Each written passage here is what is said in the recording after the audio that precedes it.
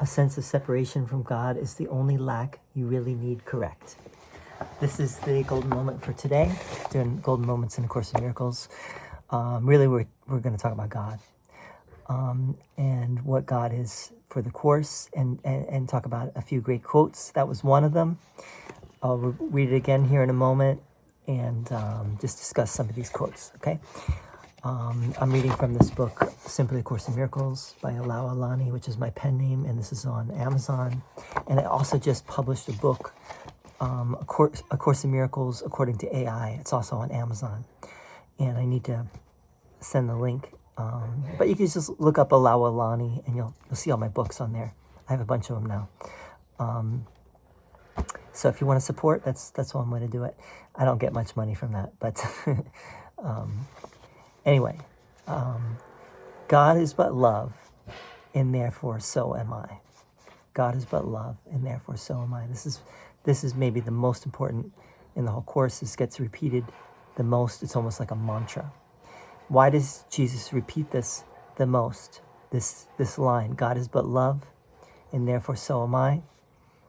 I think really to emphasize that God is only love. What does but mean? But means only, right? God is only love. Only love.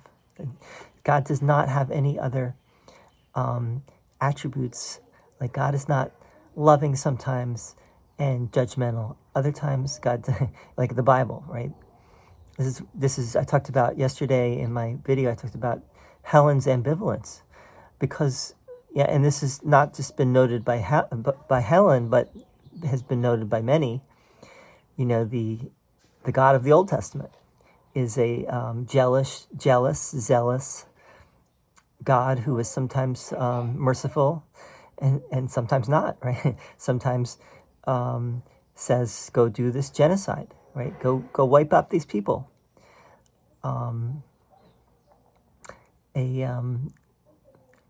A witch shall not be suffered, or whatever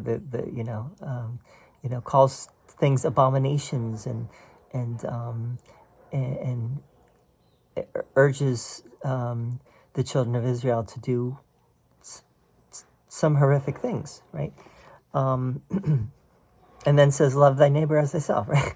So the Course is emphasizing over and over again that God is love, right? But not just that God is love, because that's not enough, actually. Because Christianity has been saying that for however long, right? But God is only love. God is but love. The but is the important word, and I've talked about how this but is kind of an old usage of but, right? Row, row, row your boat gently down the stream, merrily, merrily, merrily. Life is but a dream. Life is only a dream. So God is but love, and therefore so am I. This is like a logical statement. And also recall that Helen really loved logic, reason and logic. And she loved that the Course was logical. God is but love, and therefore so am I. It follows that if I am the creation of God, then I am also love. I'm only love. That is my reality. Now, if I'm not in touch with that, I'm not in touch with my true self. I'm not in touch with my true reality. A sense of separation from God is the only lack you really need correct. Right? We only have one problem. There's only one problem, one solution, right? The problem is separation, or the belief in separation, and the solution is the atonement principle, which is that separation is impossible. Separation is not real. And if we think that we are separate, we are thinking something that is not true. We're not evil or sinful. Shouldn't feel guilty for thinking that, but we want to correct it. Now that we know better, now we can correct our sight, right? We can correct how we are seeing things. But let's go on and see what else is connected to that. You are the work of God, and his work is wholly lovable and wholly loving. Okay, so this is emphasizing that God is but love, and therefore so am I, right? Wholly lovable and wholly loving. Emphasis on both of those words, lovable, right? I am lovable, right? And wholly loving. That if I'm not loving, I'm not being what I am. I need to be wholly loving, right? This is how a man must think of himself in his heart. This is echoing the Bible, because this is what he is. I don't know where that comes from in the Bible, but I forget. Maybe Proverbs, but we could look that up.